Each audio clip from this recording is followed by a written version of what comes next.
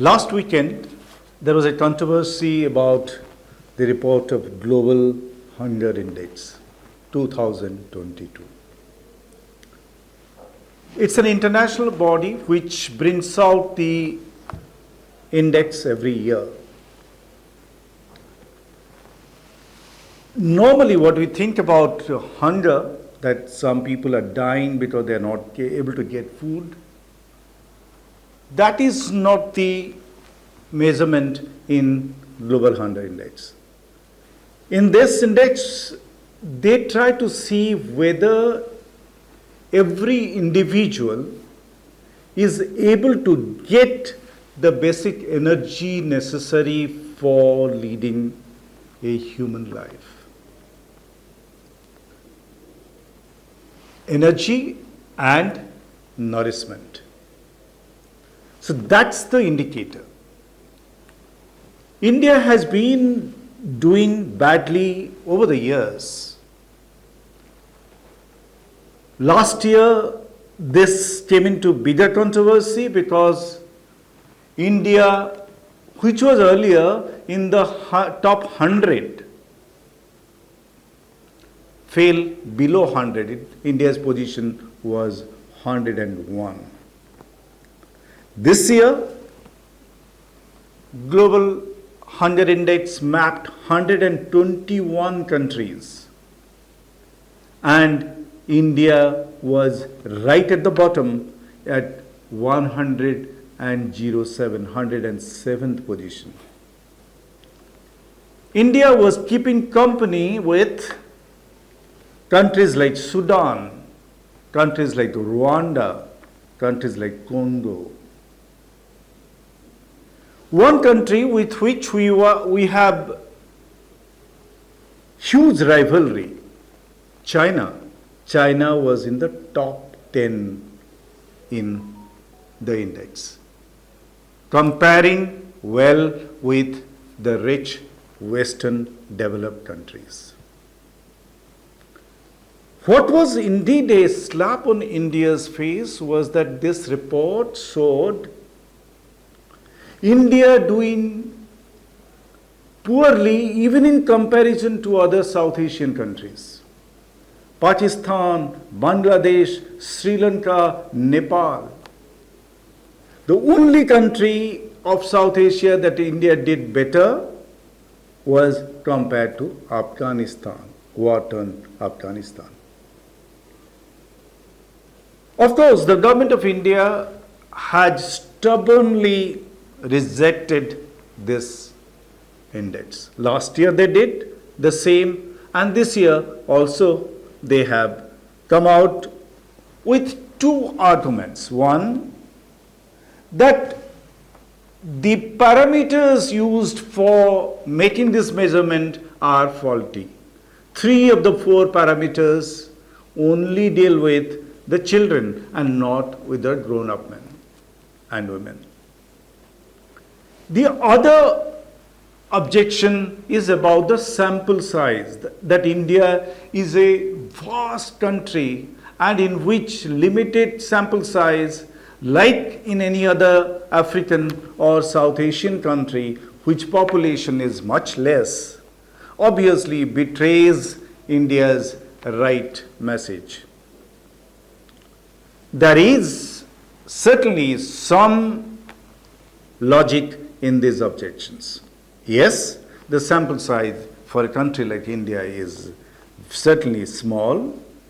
And yes, there can be much greater parameters to measure the hunger, the micro deficiency in the population of India.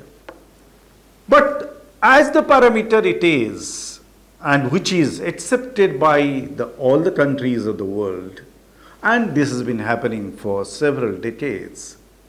So we have to accept this report within all its limitations and judge for ourselves and decide for ourselves what we need to do. What are the parameters? The first parameter is that undernourishment. It's generally for the entire population. Government of India says that the data does not reflect. We have been giving PDS to all our people, poorest section of the society. But Global Hunger Index says that all these measurements have been made on the basis of the data available by the government itself. They do not have any independent source of data. They have acquired the data from different government agencies over the period of 1 year. And that's where, what is the situation in the undernourishment category? India's position has risen. India's undernourishment has risen from 14.6% in 2014 to 16%, 16.3% in 2021-22. The Global Hunger Index comparisons are for 7 years. You can compare the data of 2000, 2007, 2014, 2021, and then it can go on. Then the next comparison will be 2028. When you go to 2023, then the comparison will be for 2016. So India has again done, so India has done badly in malnourishment for the general population. And the second parameter is that of wasting. What is wasting? It refers to children who have low weight compared to their height. That's another indicator of undernourishment. And in this also India's position is on very poor. It's risen from 15.1% in 2014 to 19.3% in 2022.